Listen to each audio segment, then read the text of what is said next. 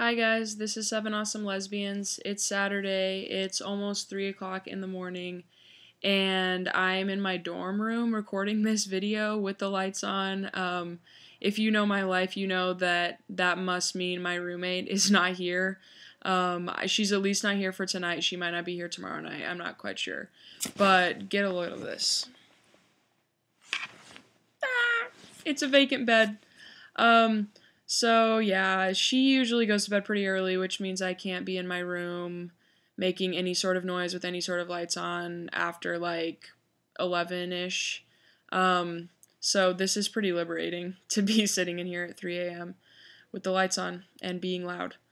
Okay, so today is November 20th. It's the Transgender Day of Remembrance.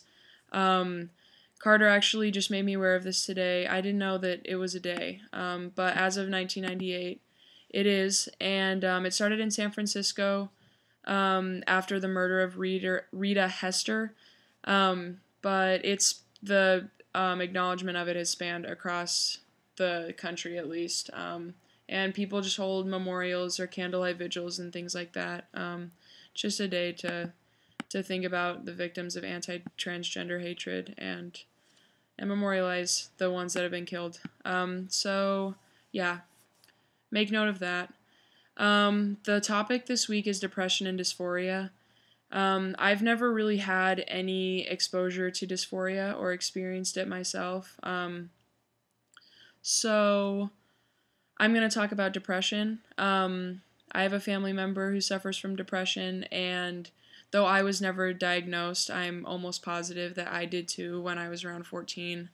Um, so first, dealing with people with depression, at least for me, it's really hard sometimes to deal with a family member of mine that is depressed just because she's just not rational a lot of the time and can turn things negatively really quickly and just manipulate things to be offensive towards her really easily. And it's hard to not get defensive and not get frustrated. But I just try to remember, and it's gotten easier as I've gotten older, but just try to remember that the way they see the world is a lot different than the way I see the world, or the way she sees the world, I should say, is a lot different than the way I see the world. And it's just, you need to cut people slack and allow them to deal with what they're dealing with and just not be an obstacle in that. So that's just what I keep trying to tell myself. It's definitely hard when, people get in your face and they're not being logical and they're being manipulative, but just, try to make it easier. That's all you really can do. Then as far as being depressed myself, it's, what you can do to deal with it. I don't really know if there's an answer for that.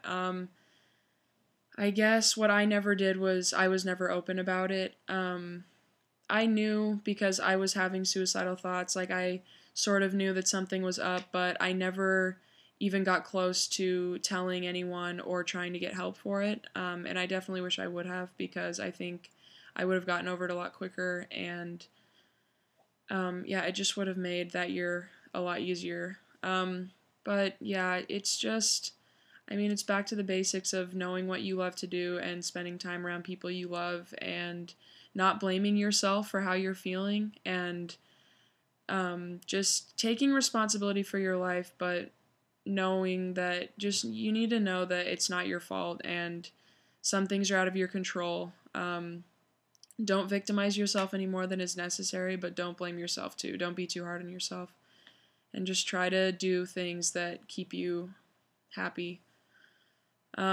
Depression's hard because it's something that a lot of people claim they're victims of when they aren't. And I don't know, people like to feel bad for themselves prematurely, so it's hard, but it definitely is a real disease. And if you feel like that's something that you're dealing with, definitely be vocal about it because it will only get better if you tell someone. Okay, and then poem. While I love poetry, I haven't really found a poet that I have made a note of, I guess, and like kept track of. But when I heard poem, this one definitely came to mind. It's in a book on creative writing, like a instructional book on creative writing by Anne Lamott. The book's called Bird by Bird, and she references this poem by Philip Lopate, I think is how you say his name. Um, but it's just about paranoia, and I think that it's kind of funny because I definitely know a lot of people that act like they feel this way. So the poem's called We Who Are Your Closest Friends. We who are your closest friends feel the time has come to tell you that every Thursday we have been meeting as a group to devise ways to keep you in perpetual uncertainty, frustration, discontent, and torture by neither loving you as much as you want nor cutting you adrift.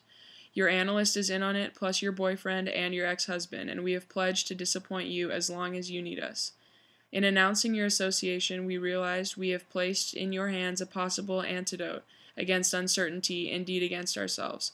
But since our Thursday nights have brought us to a community of purpose rare in itself, with you as the natural center, we feel hopeful you will continue to make unreasonable demands for affection, if not as a consequence of your disastrous personality, then for the good of the collective.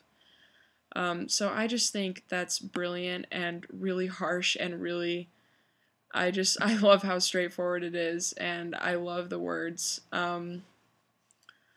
It's a great poem. When I first read that, I definitely laughed out loud in Barnes & Noble. So yeah, if you're a person that thinks like that, maybe try to stop.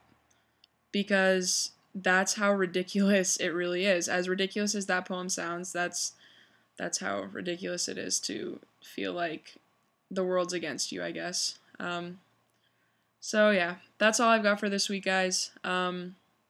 I'm gonna enjoy my empty room and sleep peacefully, and I will see you guys in 7 days. Have an awesome rest of the weekend.